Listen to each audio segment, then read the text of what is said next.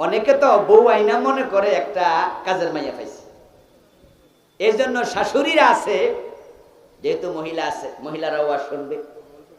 অনেক মহিলা আছে যারা পুতের বউ বিয়ে করাইয়া শাশুড়ি বিয়ের পরের দিন থেকে ফাঁক ঘরে আর ঢোকে না, সব পুতের বউর কান্দে চাবাই দিচ্ছে, মনে করে একটা কাজের ঝি পাইছে।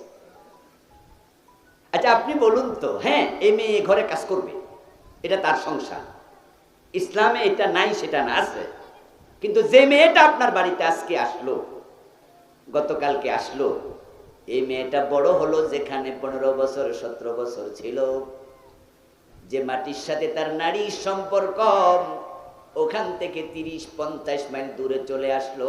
তার মনটা কি আদৌ ভালো না একটু কষ্টে আছে? মা ছেড়েছে, বাবা ছেড়েছে, এমন মেয়েও তো আছে মা বাবা ছেড়ে জীবনে এক রাত দূরে থাকে নাই।